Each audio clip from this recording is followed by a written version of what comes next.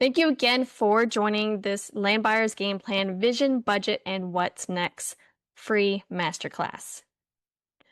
So what we'll be covering today, just as a quick recap, so that way you're aware of absolutely everything and you'll know what we'll be touching base on, is I'll be giving you a quick rundown of who I am so you know exactly who's talking to you if you are unfamiliar with me already.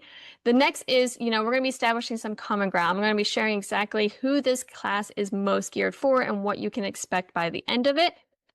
And then we're going to be talking about vision, of course, because that's part of the subheader, vision, then budget. So we'll be going over some numbers and budgets, things you need to kind of, prep while you're in this land buying, land searching situation. Then we'll be doing the next steps. So after that closing date, after you've officially bought your piece of property, what do you need to do? What are those initial recommendations I have for you? And then some common mistakes that I have seen folks, make while navigating this land buying process. So I have a few screens, so if you notice that I'm looking not quite at the camera, looking away, I'm making sure I keep an eye on the participant list as well as some other notes that I have going on so I don't miss anything to teach you today. So to set the stage as well, I am a Christian. I'm a strong Christian. Everything I teach has a strong scriptural foundation to it. And Proverbs 21:5 really sets the stage everything when it comes to land management, but especially land buying. And it says, the plans of the diligent lead to profit, as surely as haste leads to poverty. So while we're going through all of these different tips and steps you're thinking about, keep this as the foundation of all of your decision making, all of your thought processes, and especially when looking at land, that the more diligent you are, the better you are going to be with your finances, whether you're looking at, a $2.5 million property or a $25,000 property. These principles are exactly the same on how you would navigate, how you would walk through this process. Okay, so about me, because if you aren't familiar with me, you're probably wondering who exactly is talking to you. Why am I qualified to teach this?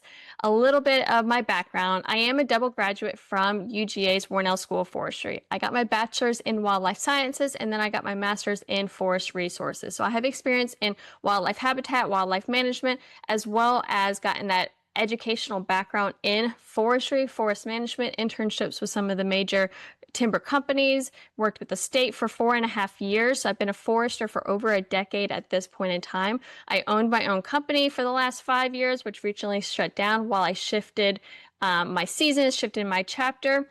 I am a wife and a homeschool mom to 3 kids, ages 7, 6, and 4. So I am usually very, very busy with having like lots of youngins constantly asking me for snacks. But what the great benefit of being that wife and mom, and I'm sharing all of this, is that it does help me tap into a lot of those family values, which I think are so crucial, so integral when buying land, because it's not just land. It has huge ties and it's often intertwined with a lot of our family values. And so I always throw this in the about me because it allows me to recognize the importance that you're thinking of not just of yourself, not just of your land, of what you can get right now, but looking at those long-term generational impacts you're having. And then, of course, I'm a Christian steward of 41 acres. So we do own 41 acres of some hardwood pine mixed property right behind my house. And as I set the stage recently, I'm a Christian, which means everything I teach, everything that I pull from has that scriptural foundation. And I believe is so integral in my point of view. I do look at things from that forester's perspective, that scientific research backing, all of that education, which I just shared from you, but the faith has that foundation of how I navigate making my decisions and what I decide to move towards. I'd mentioned I had my own company for 5 years in which I was the forester, and I moved into land sales this year in 2025. I officially got my real estate license. Over those last 5 years alone, though, I've helped women and families impact 36,000 acres. And that's just some of the land that they shared with me how much land base they actually have. There are thousands of more that I'm not aware of. How much land do they actually own? What is, again, that generational impact of that family land that they weren't considering of their own because they looked at their own little 41-acre parcels perhaps. And I worked with these families from across 29 states. My expertise is in Georgia, is in the Southeast. However, I've worked with families from Oregon and North Dakota, Michigan, New York, from all across the United States. So if you're like, is this really going to help me because I'm not in Brunswick, Georgia? The answer is absolutely yes. If you are here, I will be able to talk with you in person, hopefully. But if you're not here, you're still going to get a lot out of this presentation today. So why we're here is because buying land shouldn't feel overwhelming, okay? And if you are feeling overwhelmed with the land buying process, it's potentially because you are rushing a lot of things. Matthew 7:24-27 shares about, the foolish builder versus the wise builder, and how the wise builder builds his house on, the rock, versus the foolish builder builds on his house on sand. And so when the storms come, that house on sand falls down. And sometimes buying land can feel very much like building a house on sand because we haven't set those right foundations in place. And so we feel like, every time something goes wrong, a curveball is thrown, a wrench is thrown into, what we thought was supposed to be a smooth and easy process, we are now kind of shaken up. And a lot of it is simply because we haven't set a good foundation of buying, how to buy land and how to move forward. So if you're feeling like this, today's definitely going to help you if you felt any of these feelings, okay? The first being you don't really have a clear goal. You know you want to buy land, but you haven't been able to exactly set, like, what are your goals with this land? And we're going to be diving into that and how to get clear, get specific. The next is you haven't even looked at your budget. You felt like you don't have a realistic idea of how much is this going to cost? How much is this going to take? What do these numbers look like? And although I'm not going to be sharing, specific numbers, I'm going to be talking to you about the overall larger picture of how to look at budgets, numbers, finances when it comes to buying land and moving forward. And then you're also stuck in this decision paralysis. And usually this analysis paralysis is what I call it, is because you don't have the clear goal or understand your numbers well enough. So while you're looking and searching for this land, you keep on kind of running on a hamster wheel. But you can't really make any decisions because you're not really sure what's right. You don't really know where to go. And so today's going to help you with all of that. So you should be clear moving forward, because it is my mission to make sure you are able to make smart land decisions without any pressure, confusion, or wasted money. So whether you work with me or you work with somebody else, my pure intention is to make sure you feel confident in all of the decisions you are making, because buying land is a huge commitment. It's a huge step, and it should be something that you should be very excited about, but moving forward diligently but confidently. So the first thing we're going to be cutting through is that no clear goal. So we're going to be touching on our vision first. And the number one thing you need to be able to clarify your vision if you feel like you're kind of blurry is identifying what is your ultimate purpose. Now, if you've been with me for the last 5 years, you listen to any of my podcasts or been through my emails or any of my other classes that I used to teach, you've heard me call this, what is your why factor? When it comes to buying land, it's still your why factor, but I'm calling it your ultimate purpose, because you're probably thinking of, well, I don't know, I want this and I want that, and I want to be able to get some revenue to support it, but I want to be able to hunt it, and I want the family to look at this as a good investment we could get money from. I need you to just take a half a step back, and we're looking at your number one ultimate purpose. If you could only pick one thing, why is buying land so important to you? And this is when you're going to have like a 1 to maybe 3 word answer. Okay, we're not going to make this overly complicated. I'm going to give you a few more things we're going to go down into to clarify your vision, because the way this is a little different from the why factor that I used to teach is we are going to break this down into a better vision, so you'll be able to navigate the land searching process. Ideally, you'll be navigating this with a land expert, which again I'll be talking about in a little bit. But some of the most common purposes are, I want to buy land for investment. You're looking at typically timberland investment, but it also could be other opportunities, whether it's a hunting retreat, a turnkey property, an event type of venue that you are creating. You're looking at this property as an investment, okay? That's your ultimate purpose. Perhaps it is simply for family recreation. It's a place for the whole family to come together over Thanksgiving. It's a place for the family to, go away on the weekend, to get away from the city, to just enjoy our time, slow down from that hustle and bustle. Perhaps your ultimate purpose is for hunting. You and your family really enjoy hunting. You're tired of going WMAs. You're tired of, borrowing land from a few friends, one Tuesday out of the month. You want your own hunting property, okay? No matter what your purpose is, you do need to define it and you need to pick one ultimate. What is the number one, thing that's going to be the umbrella for everything else that you're going to make your decisions around? Number two is you're then going to be specific. Okay. So after you kind of have this umbrella idea of the purpose for the land, this is when you're going to be specific next. Okay. So for hunting, we'll start with that. What type of hunting ground do you want? Do you want white-tailed deer? Do you want quail? Do you want duck? Do you want turkey? You're going to be looking at different types of properties for different species. And so even if you're like, well, I like hunting all of them, be specific. Which one is of the utmost importance, or which two? Because that's going to determine what type of timber tracts might be most suitable for you. If you want deer and duck, you're definitely going to need some type of bottomland hardwoods, some type of wetland areas that you're going to be able to manage for duck, and then obviously those uplands for your deer. If you don't really care about waterfowl, maybe bottomlands and wetlands aren't a huge part of that property that you want to mess with, and you just really want to stick with pines and other upland properties. Okay, so that's just a quick example of being specific and why it's important. When it comes to investments, again, do you want a timber ROI? Do you want to maximize your timber harvesting type of opportunities there and looking at the land as a timber investment for college and retirement funds? Or are you looking at it for a potential development, whether it's development for a subdivision, development for an event retreat, a turnkey hunting retreat, whatever it may be? Those are going to be slightly different types of properties you're going to be looking at, as well as acreage sizes of what's suitable for that range that's best for those goals. Okay, so ultimate purpose, then being specific about that. So you're fine tuning it slightly. And then this is where your secondary goals is, because I know, again, you're like, well, I have all these other things I want to do with the land. I don't want it just to be a one show type of ponyo. I want it to provide a lot of different things. And this is where secondary is coming in. So what is the next most important thing for you? If investments are number one, but you want to go out there with your children and enjoy it, that's your secondary option. So maybe you're looking at something with good road access.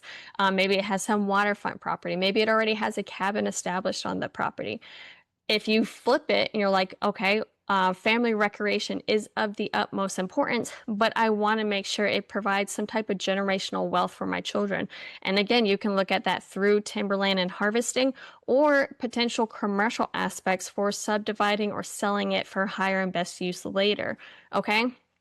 So none of these answers are right or wrong. You can mix and match them, but you need to go through this type of thinking process to really fine tune your vision, because this is going to be of importance when you're talking to an agent, especially trying to describe what you're looking for, what you want your land to do for you.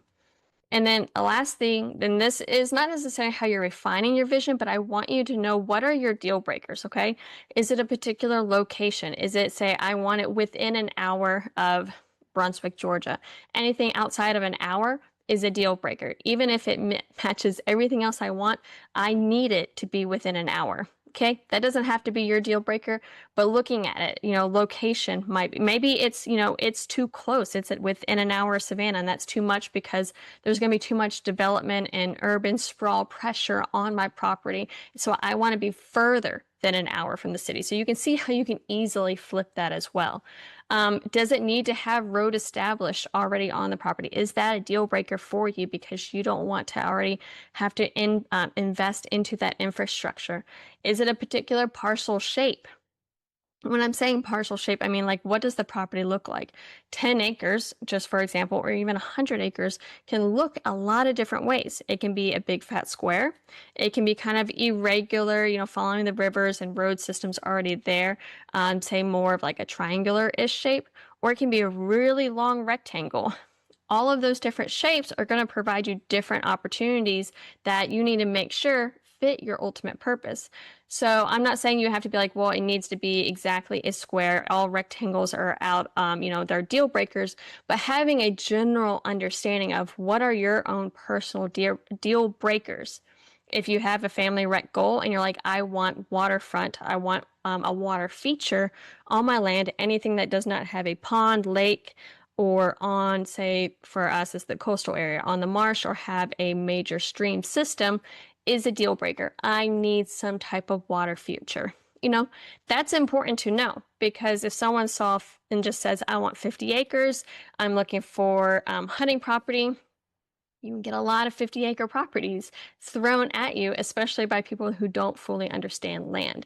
So the more you can define your vision, the more you're kind of fine-tuning that filter search bar, and you're not wasting your hours and hours looking at properties that don't fit your needs, don't fit your goals, and you're able to kind of get straight to what are the options for me, at least right now. So hopefully this helps a little bit. If you have any questions about vision, throw them in the chat box again. I know we have a few people that jumped on late. If you have any questions while I'm going through this, just throw them in the chat box. I want to be sure I answer them, but I'm going to be answering them at the end of the presentation. So next we're going to be talking about is your numbers and budgets. And this is important because I know I have many times doom scrolled on like land.com, and I'm looking at all these beautiful properties that are way out of budget, or even some that I'm like, yeah, I think I could, make that work. I could definitely swing that. But then it turns out after you've gotten your hopes up, maybe you've even gone through some of the process, you simply cannot afford it. So knowing your numbers and budgets is going to be really crucial to keep things realistic, keep your hopes in alignment with what you should be looking at, and keep your head from the clouds. So Luke 14:28 says, suppose one of you wants to build a tower. Won't you sit down and estimate the cost to see if you have enough money to complete it? And I've learned this lesson the hard way a multitude of times, but I've also worked with folks who have learned this lesson the hard way a few times. And I'm going to be going through that in just a few moments, okay?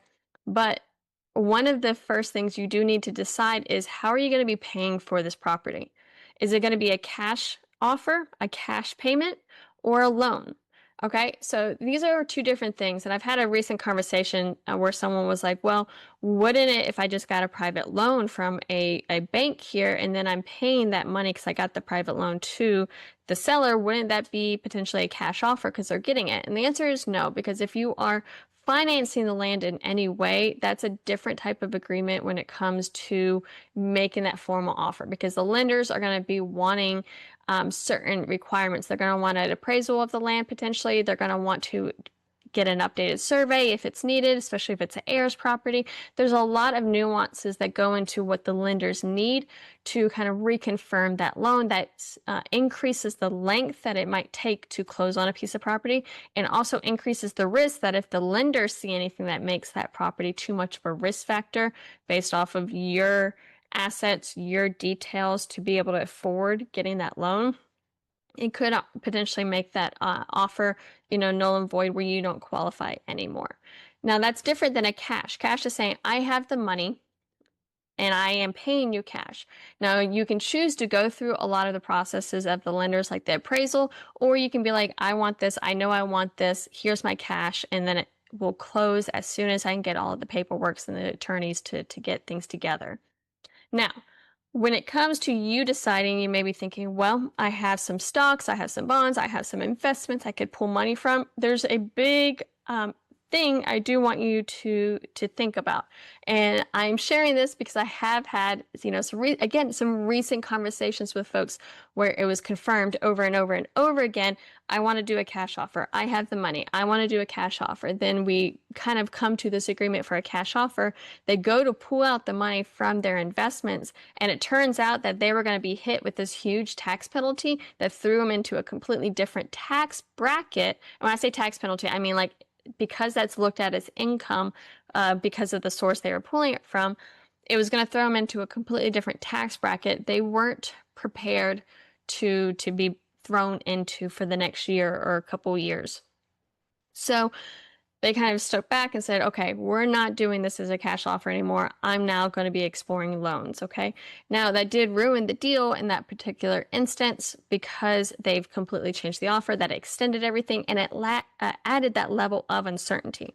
So when you're trying to decide cash or loans, I want you to fully think about, the loans, interest rates, what can you actually qualify for, and you are going to be talking to different loan loan lenders. You can go to your local bank. You can go to big banks. I don't always recommend going to big banks for land specifically. They're great for home mortgages, but when it comes to land loans, it's a little bit of a different animal. And so you really want to talk to somebody who understands rural land loans.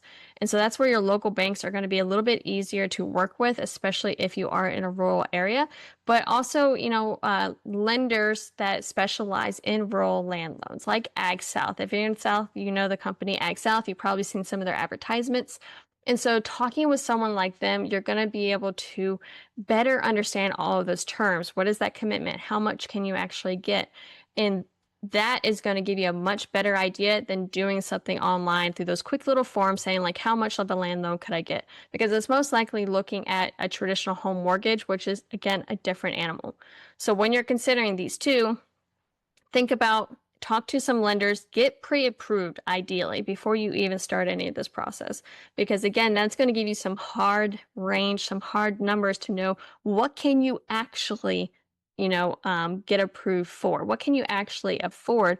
What can you actually most likely get a loan? And this is going to keep you from starting some process where you assume because maybe you have, this asset and that asset and you have this much in your bank or you have this type of, job and you get this much of a paycheck. You're making all these assumptions that you can afford this amount of property. And then you go to the loan and they're like, yeah, no, that's not going to work. And so I want you to be really self-aware, like shopping for your first-time home, get pre-approved, and so you can stay within your range of what you're comfortable with and what you can actually afford.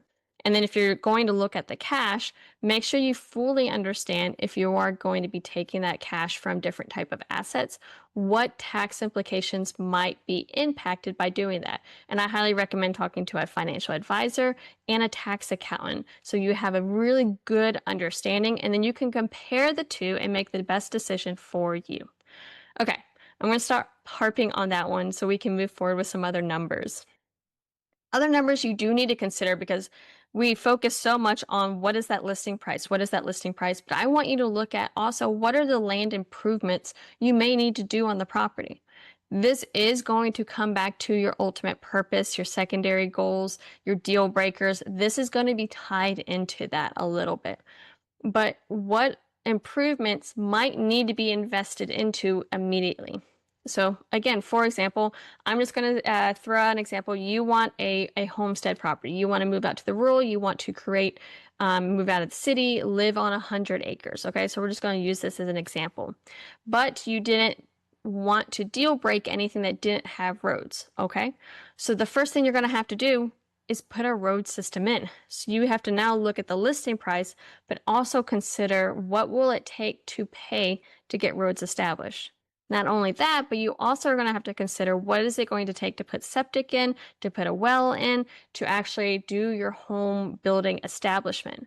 So if you got approved for, say, a $700,000 loan, how much of that do you need to be in the house foundation setting, infrastructure setting?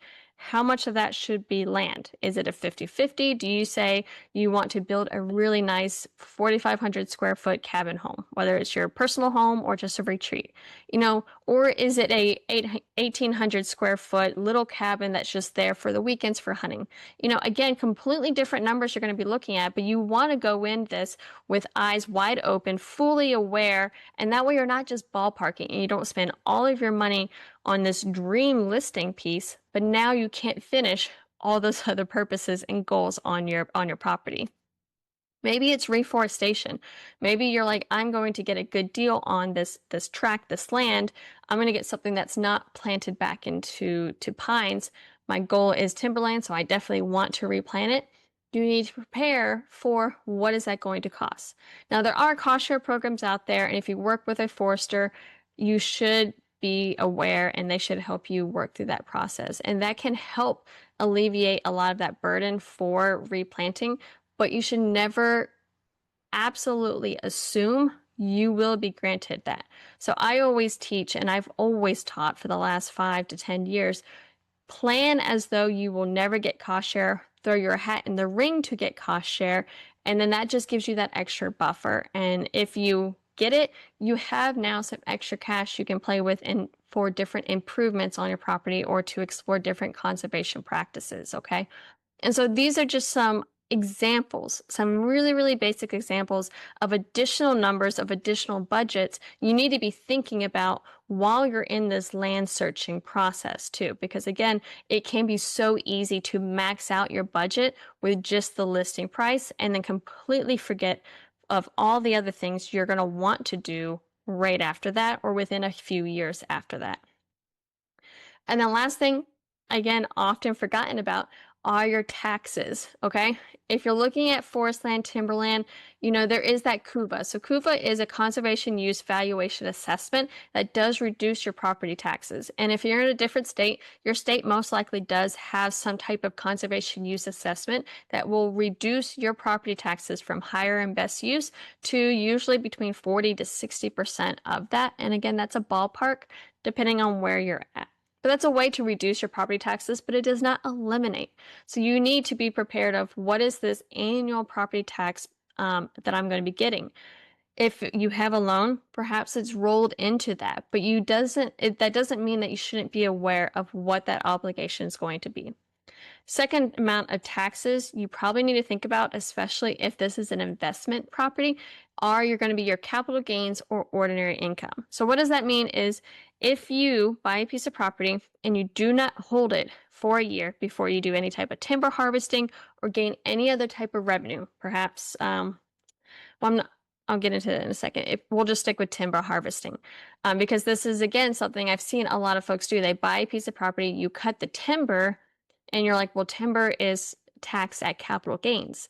And so you get, only a 15% tax hit on it versus a 22, 26, whatever it may be, depending on your tax bracket. But that is only true if you hold the timber for 1 year. And so if your plan is, I'll buy a piece of property, I'll harvest it, I'll pay off most of the loan at that point, be aware that that timber is going to be taxed at ordinary income because you did not hold it for at least 1 year. If you are able to, hold it for longer than a year, then yes, that would be true. You'll be taxed at a shorter, smaller number, that 15%, because it's now considered capital gains. But there are other revenue streams. You have, carbon markets, you have pine straw leases, you have hunting leases, and depending on where you're looking at, these different leases are typically not considered capital gains because they are annual revenue streams. And again, that's going to throw into your ordinary income and can affect your tax bracket. You don't have to have all the numbers figured out. It's just some wheels I want you to be thinking about because a lot of time people can get excited about all this potential and completely forget about the taxes that they are now signing up for and how that can also affect your personal life depending on how you have the land situated, if you bought it as an LLC or trust or whatever it may be. And I'm not going to be getting into legal structures today. If you have questions about that, you can throw them in the chat or you can send me an email at the end and I'll give you some good resources of estate planning lawyers that understand that a little bit better. But those are going to be questions for them. So those are numbers and budgets. It's, again, a really big just umbrella. Things you need to think about, things that are often overlooked because we do get so excited about buying land and it's starting our legacy, buying this amazing piece of property that we don't always think about the nitty-gritty numbers and staying within our realm of reason. And if you don't understand any of your numbers, you can very easily start looking at properties that are completely out of possibility.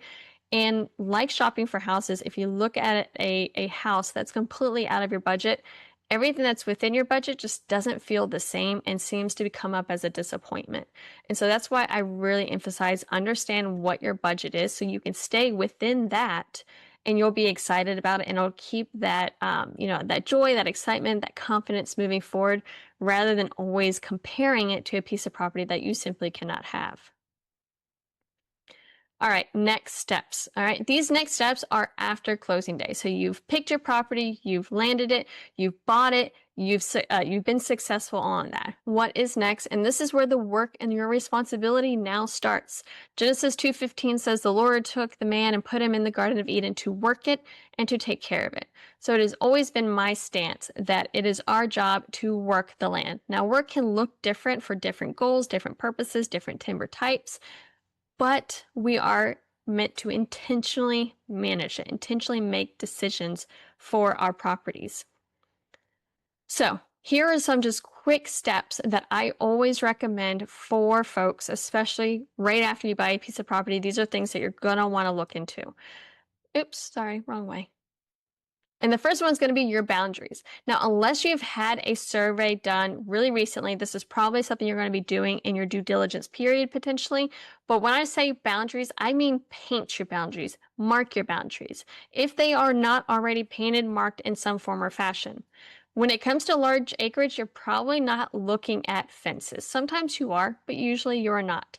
A lot of times the corners and angles may be marked, but a lot of times they're marked by, rebar that's been, buried underneath a palmetto bush for years and years and years, or a small little metal plate that's in the ground that's gotten stepped over and has leaves covered on it. You need to make sure you fully understand what your boundaries are, and I highly recommend either clearing some type of path around your boundaries and putting some fresh paint on it so everybody knows where the boundaries are, you know where the boundaries are, and this is something that a surveyor can do, and I would highly recommend if you have a recent survey or you're getting a survey, pay the extra to let them flag or paint it while they're doing this process, and then for you to just take on that, not annual maintenance, but about every 5 years, you want to look at a freshening up to see what needs to be done. So boundaries, highly recommend get this freshed up, make it cut and dry because land will continue to grow and boundaries can very easily start getting into a gray area of where is this supposed to be at. The next is going to be a timber basis. This is mostly going to be for my investment folks or those that want to get any type of timber harvesting income from your land. Get a timber basis, okay? A timber basis is what is that value of that timber of those trees that is separate from the land. So that listing price you paid, it includes, your land, your timber, the infrastructure, whatever is there, okay? That is not your timber basis. Your timber basis is simply what is the value of the timber I have there. And this is going to be crucial for whenever you may decide to harvest this timber because it will help reduce your capital gains, your taxable income from that harvesting.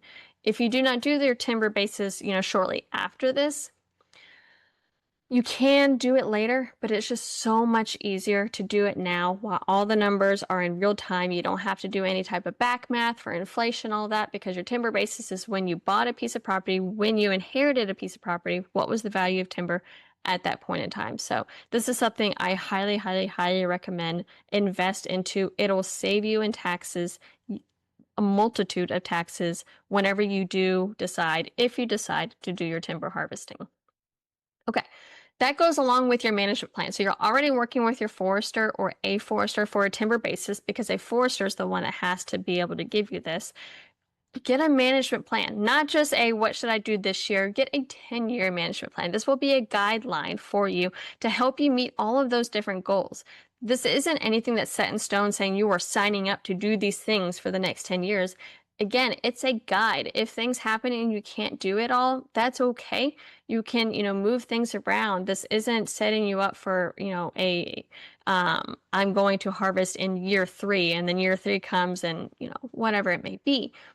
But it is a great resource to keep you on track because we've started this whole thing with understanding your vision.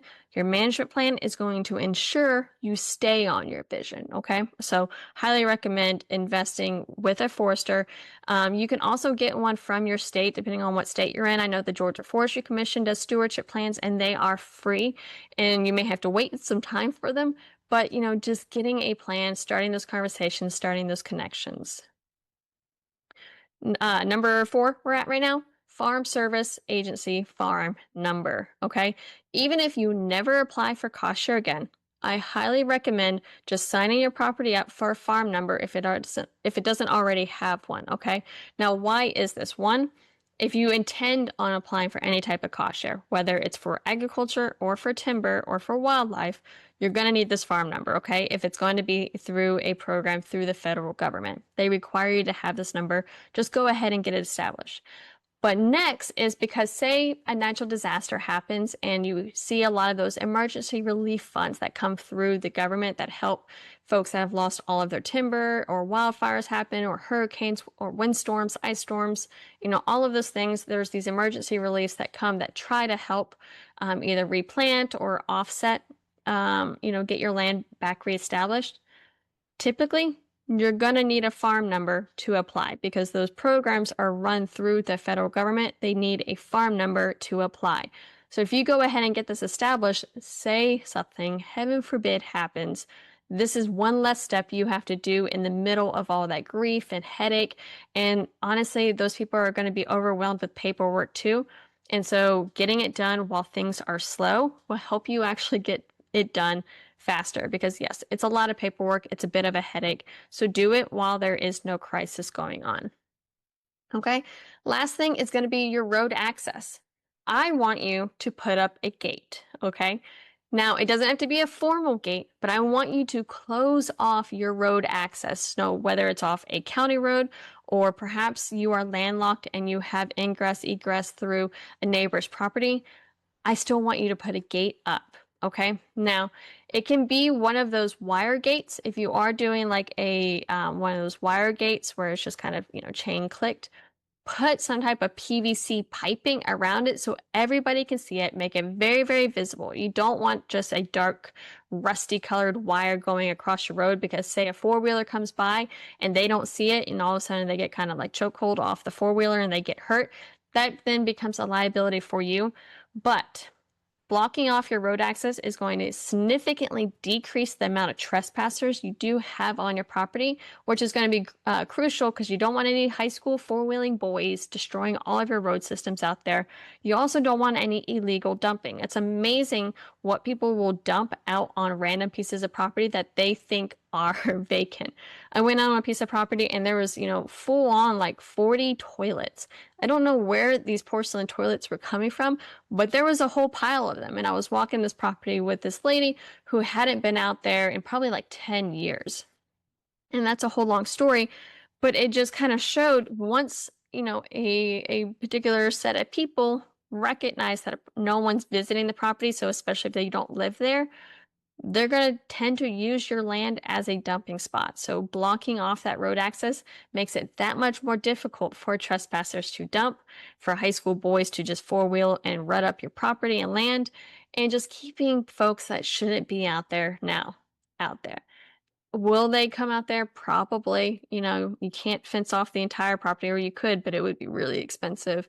But doing this one simple thing, I guarantee will significantly decrease the amount of trespassers you do get. Just make sure, again, that it is very, very visible. So if you're doing some type of wire gate, make sure you have one of those long PVCs, bright white, bright yellow, something that's very, very visible. Or maybe you can step it up and put one of those just metal swing gates, 2 wooden posts, whatever it may be. I just really recommend closing off the access to your property shortly after you inherit it. Not inherit it, buy it. Okay. I'm going to be running through these common mistakes really quickly, real quick, and I've touched on them slightly through each of these different phases that I talked about. But the first mistake is rushing the search, okay? I know you're excited. We all get excited and we think that time is the essence because you're so used to searching for houses, and you throw a house on the market and 3 days later it is gone. So you feel that you have to have that same time intensity when it comes to land. And it is always a potential that that land will be sold because you are taking your time. But usually it's not nearly the same intensity as it is with, homes and house sites, okay? So do not rush the search. Do not settle for something that doesn't meet, especially your number one ultimate purpose, okay? Because otherwise you're just going to be fighting this property this entire time. And as we set the stage with, we're going to be ending this with Proverbs 21:5. The plans of the diligent lead to profit, as surely as haste leads to poverty. Rushing causes us to make a lot of mistakes, causes us to, make offers on property perhaps that we shouldn't have and then lose earnest money. It causes us to overstretch ourselves, perhaps more than what we should, for a property that doesn't even meet our ultimate goals. There's just a lot that you can end up, missing because we don't take our time, do our due diligence, and just be patient working with a professional who understands land. Okay. So the next mistake is also not walking the land with a pro. Now, the emphasis here I really want to say is with a pro. Okay. Because you may be like, well, I'm walking the land and the agent said I could go out there and I'm looking. I really want you to walk with somebody who understands land. Perhaps you've, hunted land all of your life, and that's fine and dandy, but work with a land agent, especially if it can be a forester land agent or an expert in whatever your goals are. Say it's agriculture land, farming land. Walk with someone who, is an expert in the cattle business if that's something you want to explore too, because they're going to be able to notice little things that's going to set your property, apart, or kind of make or break and be like, well, this is good for that, but it's going to cost you this amount of money to invest into to really get it to your vision. Or, these road systems are okay, but they're not suitable for log trucks. It's just another example. Proverbs 11:14 says, for lack of guidance, a nation falls, but victory is won through many advisors. Okay. So working with a land agent, not just a regular real estate agent, because there's a lot of land that is sold through regular real estate agents, and they may have sold land a lot. And that's great. And I'm not saying that they're not great resources or great knowledge in their community, especially if they've grown up in that county their entire life.